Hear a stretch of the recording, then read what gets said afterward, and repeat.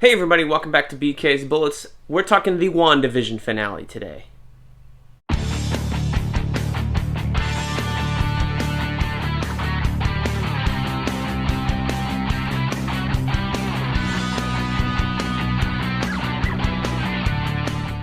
Before we get started and talk about WandaVision, I would like you guys to please subscribe. It helps the channel grow, and we appreciate you coming back here each and every week to talk WandaVision with us. Hey everybody, welcome back to BK's Bullets. As always, I'm your host, Brent. Let's talk about that WandaVision finale called the series finale. Now, we don't know if that's called the series finale or not, but based on, I guess it fits. If they're only going to do one season, call it the series finale. Seems like most television shows, when they have their finale, call their final episode finale or series finale the same way they call the first one the pilot. So if we're going with that theme of season 1, anyway, if there is a season 2, this would kind of fit that television parody structure, right? So whether it is or isn't, we will find out. Time will tell. But as a finale to the entire season, I thought this was pretty darn good. As for all the theories that we've been spouting, I guess spoilers ahead. If you haven't watched this, don't watch this review. Come back when you've seen it. We were all wrong, I guess. And hey, this thing was more self-contained than we thought. Is that a bad thing? I don't really think so. Seems like Marvel tends to do this self-contained thing, and that's something maybe we've all forgotten since we haven't seen any Marvel content in all of 2020. Thank you, pandemic, for that. Wear a mask. So, I think just people were just starving for content and theories. And while I do believe that Spider-Man stuff is true with the other Spider-Man, the whole thing about this leading into it, Spider-Man 3 directly, or Multiverse of Madness and Doctor Strange 2, may be a little misconstrued. We're not sure where all these things got to it. Because there's nothing here that points directly to the multiverse exploding. The way that it's, I guess, we think it's going to do in Spider-Man 3, because I think on Twitter yesterday, Twitter bios or Twitter itself announced to the Spider-Man No Way Home, which is the name of the title of the third movie now, Twitter account, that it was starring the usual cast and crew plus Tobey Maguire and plus Andrew Garfield. And we know that Electro is coming back with Jamie Foxx, and Alfred Molina is coming back as Dr. Octopus. So, what does that all mean? We don't know. Now we have exactly zero context for it. Maybe it's all going to explode in that movie and then shrink back down in that movie as well. There were 2 post-credit scenes here. If you did not watch all the way through, I suggest you go back and watch it. We had Wanda and Vision have their goodbye, and then we cut to like the typical credits thing where it was like very visual. That once that ended, there was one which was pretty long, and I think setting up the next part for Monica Rambeau. And then after all the black and white credits, where it was just like flashes of here's who everybody worked, here's everybody who worked on the TV show, there was a second post-credit scene with Wanda. So if you haven't watched those, if you didn't see both of those, again, go back and watch it, and then come back here and rejoin us talking about it. So overall, I thought this was a really good season finale. What I love about TV sometimes, they end on a cliffhanger and they pick right back up, and that's what this one did. It picked right back up from where we left off in episode 8 with "You are the Scarlet Witch, Wanda," and jumped right back into that confrontation with Agnes and Wanda. We also had the White Vision come in here. If you don't know who the White Vision is, it was like an emotionless being in the comics for a little while. I've never read it, so I can't give you that much. There are many other videos on the internet. You can go and watch that, or Wikipedia it, whatever.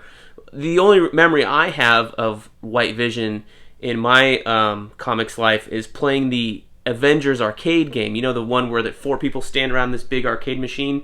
Vision was there, and he was all white, and I don't remember. I always thought he was like the dumbest character because, he wasn't very colorful. He was all white, and I didn't know who he was at the time. So that's the only memory I have of this iteration of the character. I know there's some famous covers and stuff like that with the White Vision, but I got no context for it. Apparently he was like emotionless during that time. So, it was a way for Vision to fight Vision, and a way for Paul Bettany to throw everybody off with these theories and say, this is an actor I've looked forward to working with a whole lot, you know, and everybody was going, who's it going to be? Because they were thinking the way that The Mandalorian Season 2 dropped this huge cameo at the end, that we were going to get something similar. And Marvel's going to do its own thing, and I think that's good. So, yeah, Paul Bettany was pulling our leg a little bit. He was working with himself, you know, ta-da. But I did really like that scene with the two Visions talking about the ship of Theseus. Is it real or is it not? If you replace the rotting wood and put in new planks, which one is the real ship of Theseus? That was really cool. And a really nice, like, intellectual bent way to defeat an enemy and then reawaken himself. I don't remember what happened to White Vision after that. He reprogrammed the little arc reactor or whatever, and he took off, and we never see him again. He didn't even come back to find Wanda, which I thought was strange. But I guess if you are Vision and then you recover all those memories, maybe you would be hurt too and need some time apart, right? So maybe he's going through his own thing. Maybe we'll have a Vision Wanda in Season 2, not a WandaVision. Anyway, who knows? I guess we will find out. But it's pretty clear that we're going to get more Wanda, and the kids are still out there based on that post-credit scene. The final one, we saw Wanda sitting on a lake somewhere, I guess Canada maybe, looked like Canada. I was thinking maybe it was going to be like Nepal or Northern India, like where the Sorcerer Supreme city was, but you know, I thought we were going to get maybe a Doctor Strange cameo, but it seems like Wanda is teaching herself instead of going to Doctor Strange, even though we know she's going to be there. It was like confirmed by Kevin Feige that she's in Multiverse of Madness. So at least we know, we think we're going to see her there next. We don't know if she's going to be in, and they're shooting that now, but we don't know if she's going to be in Spider-Man 3. Sam Raimi is directing Multiverse of Madness, Doctor Strange 2, so I think they're shooting it currently in London. But anyway, we heard the kids' voices. Even though we think they're gone, they're still out there. It's pretty clear that Marvel is setting up the Young Avengers team. We have Miss Marvel coming as a series that's shooting now. We've been introduced to Billy and Tommy, which are Wiccan and Speed. We have Kate, Hawkeye, coming in the Hawkeye show. Who else do we have? We have America Chavez has been cast. I don't know if she was in a series or a movie, but she's been cast. She was on a version of the Young Avengers team for a while under Kieran Gillen. So I think all these characters are going to be aged up. We also have Cassie Lang, who got recast. I don't know maybe it was for Quantumania, the third Ant-Man movie. She's a bit older, like 17-year-old version of herself. So it's pretty clear that if you're casting all these different people, you're going to want to bring them in together at some point. At least that's what every, comic book fan wants to see, I guess. Who knows? What I do want to say is, if you haven't read Young Avengers Volume 1 and Volume 2, it's called Young Avengers Sidekicks and Young Avengers Family Matters are the name of the two volumes. They're out in trade paperback, they're in hardcover, they were published long ago. Read those two, because that's really the introduction of Billy and Tommy to the world of the Marvel Comics. You got Captain America and Iron Man in there as well. It takes place right after Avengers Disassembled. And at the end of Volume 2 is where they discover that Scarlet Witch is their mom. And then if you want to follow the story from there, go read. It's called, Avengers, The Children's Crusade. And that's also written by Alan Heinberg and drawn by Jim Chung. That's 9 issues long. And that's where Billy and Tommy meet their mom, the Scarlet Witch, post House of M. Where she went nuts and stuff like that. So if you want to follow Billy and Tommy, my recommendations are for those 3 books right there. I just reread Young Avengers 1 and 2 3 weeks ago, right after the Halloween episode. It was a lot of fun to reread that after watching the show. But let's talk about the series finale. What did you guys think of Agnes? I thought Agatha Harkness was cool. It was a little bit of a throw that she wasn't Agatha all along. She was the one kind of messing things up a little bit, but still we had the entire revelation that all of this was Wanda's doing. We had that at the end of last episode. I know Jim covered that in his review. But it was kind of weird that she was just there trying to find out how she did it. But Agatha Harkness got a little bit of a backstory, but overall her motivation of just wanting more power I thought was a little bit hollow. I would have liked a little bit more. Or maybe her to even not be the villain and then realize that she could teach Wanda. and that Wanda could be reached, and she wasn't going to destroy everything all at once because of this prophecy. So that's a little bit interesting. But I did like a whole lot. I liked a whole lot of Elizabeth Olsen in the Scarlet Witch outfit with the little red horns in the red, duster cloak thing. I thought it was super cool. I got excited when that manifested, and pretty cool that Scarlet Witch finally got a good, proper costume. That's what we've been wanting all along, ever since we saw her in Age of Ultron, and then again in Civil War. She's just kind of been wearing a red outfit, and we're like, why is she always wearing red? We know why. The comics fans know why, but where's the rest of it? Well, here it is. Now that she realized she is the Scarlet Witch, that's her new code name, whatever, she's manifesting it when she's doing her witch stuff. That's cool. Like the little thing of her reading the Darkhold, so I guess she took the Darkhold with her when she left Westview. We didn't see that in the show, but maybe she just pulled it with magic and started reading it. So I guess that's her self-education of magic, even though Agnes called it the Book of the Damned.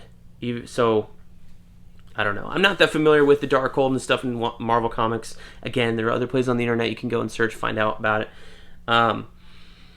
Or go read a bunch of old comic books. There you go. So I'm not really sure about how that thing is. It's, I know as much as they talked about it here when they called it the Book of the Damned. So I got no answers for you there. As much as, and there's not much speculation to do here anyway, because they kind of wrapped everything up. Billy and Tommy went back. Turns out they were not any part of Mephisto. Mephisto was not involved at all. He's the Marvel Comics version of the devil, basically. So they were just pure creations of Wanda's will, the same way that Vision was. And when Wanda took everything back, they went back into her. Disapparated, disappeared, whatever you want to call it. Even though we had that little thing at the end teaser at the very end of the show, you got to watch all the way through of her hearing Billy and Tommy's voices calling for Mom. So obviously they went somewhere. How, why, we will find out. But that will be the next storyline for Wanda, will be to find her sons, because obviously they didn't disappear the way that her Vision did. And he got reabsorbed back into her. We didn't really see the boys disappear. That would be a little bit more torturous than it was seeing them puzzle piece away in the middle of this episode. So I did really like the parents' goodbye of shutting the door, turning the light off. As a dad myself that hit home, telling the boys goodnight, and then not wanting to see them disappear in pain. I would probably do the same thing if I were Wanda and Vision. But man, this was a good episode. So what did the show do well? Let's talk about what it did well instead of what it didn't do, that we had been theorizing and stuff like that. What did we really like about the show? What did I like? Well, I liked the television stuff. I'm one of the few people probably who loved episode 1 and 2. I really liked that happy-go-lucky style that it had. I really liked the focus on the family. The whole time we were kind of wondering what was going on with Wanda. Wanda was concerned with her own family, while Sword was outside, concerned with her, but most of it was focused on the family, how the boys were growing up so fast, all that stuff. Very, very interesting, and this is very much a family-focused show, especially with this finale, where you have Wanda worrying about the boys, worrying about her husband, and all that kind of wrapping together. So, very interesting. What I think it didn't do very well was the Sword stuff. I really liked Monica Rambeau. I don't think she got a great wrap up in this finale. Her little post-credits thing with the scroll, saying someone wants to meet you up there. Obviously, I think that's Nick Fury. If you watch the end of Spider-Man Far From Home, Nick Fury and the Skrulls were set up as up in space somewhere. So I think that's where that's going.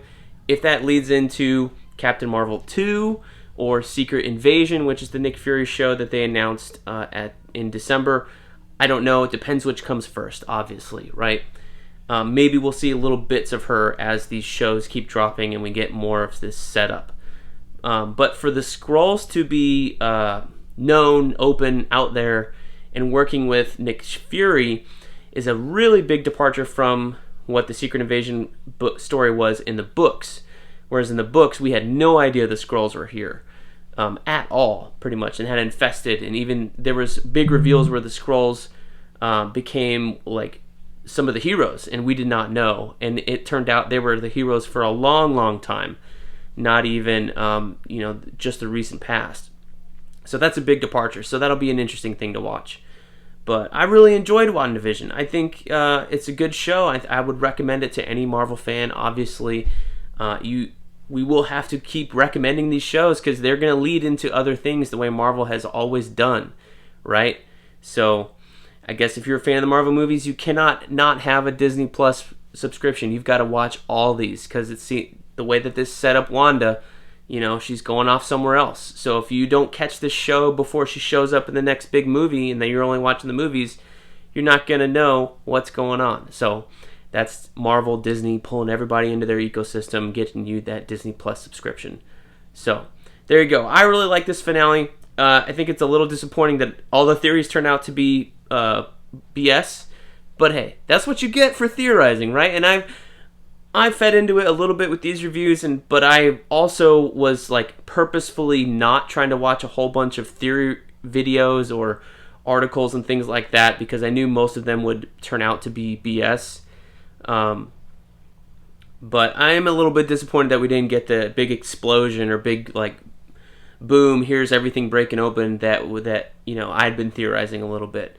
But I guess that's what you get for theorizing and thinking about it too much. You build up your expectations too high, and when they do something that is right for the show, which is what they did here and wrap up all the personal storylines with the family, you're left wanting more because you built those expectations up. So maybe when we do the Falcon Winter Soldier stuff, hopefully we won't do that again next time, and we'll just enjoy that for what it is. But WandaVision, 2 thumbs up. I really enjoyed this. This was a really nice surprise, and I can't wait for Falcon and Winter Soldier. So what's on the horizon? Well, next week there is not a 10th episode of WandaVision.